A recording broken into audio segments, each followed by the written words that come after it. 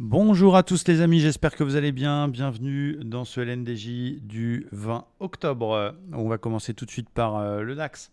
Le DAX qui est toujours salement embarqué, toujours dans sa tendance baissière de fond, mais qui est dans une phase de rebond technique avec ce petit canal ascendant qui encadre la hausse, qui a débuté par ce gros avalement début octobre. On a fait un plus haut que le précédent, un plus bas plus haut que le précédent, donc on est dans une dynamique haussière, mais elle est assez limitée. Et pour l'instant, on est complètement bloqué par le haut du canal et la moyenne mobile 50 sous laquelle on est repassé. Donc là, on a vraiment le cul entre deux chaises, si je peux me permettre, puisque d'un côté, on a envie de travailler une vente sur le haut du canal, mais de l'autre côté, ça ressemble aussi à un petit pullback sur la ligne de coup du double bottom. Donc là, on est un petit peu, je ne vais pas dire perdu, mais on est dans une phase d'indécision entre les deux moyennes mobiles 20 et 50.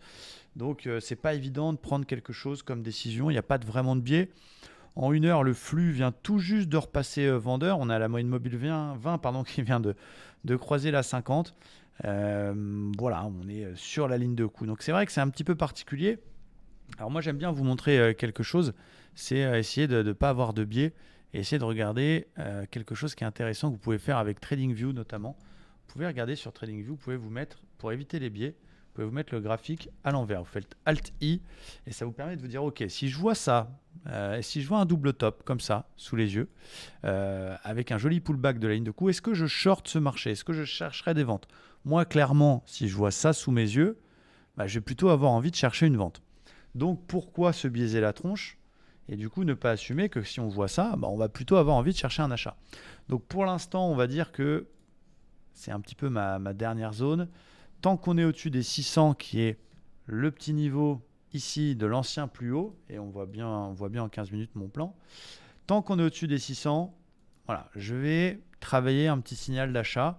J'ai d'ailleurs essayé ce matin d'acheter une réintégration dans l'OPR. J'ai pris un trade ici sur la réintégration de l'OPR pullback. Je ne suis pas sorti au ratio de 2, je voulais aller chercher l'eau d'OPR et puis il est venu me sortir break-even. Dommage. On voit qu'il a du mal, il a le cul lourd, donc c'est un petit peu incertain.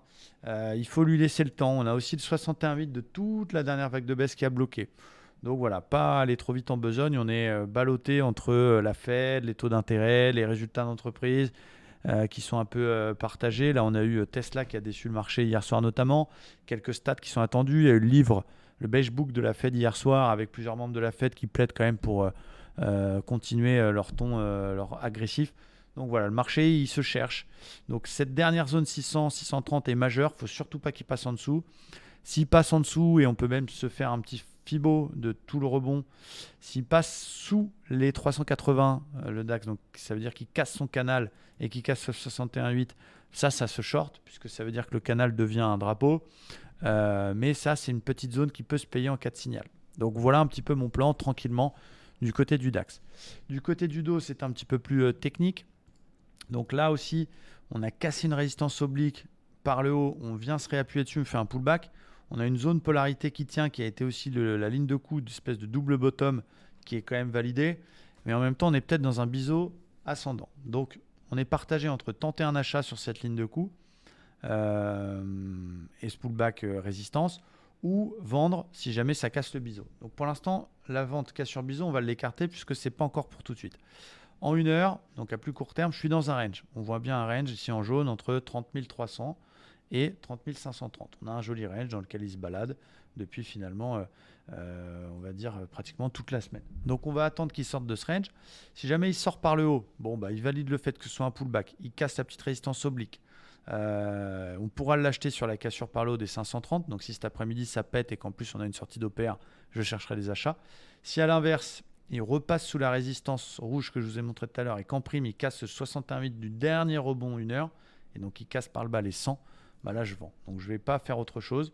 Ça va être une vente si on casse 61,8 pour aller chercher le bas du biseau et pourquoi pas plus si affinité. Achat s'il casse le range par le haut. Tranquillement, on va patienter que l'un de nos plans se réalise. Voilà, j'espère que ça vous aide bien, ces plans techniques. Ça vous donne une vision technique du marché. Et puis je vous remercie et je vous dis à très vite. Ciao!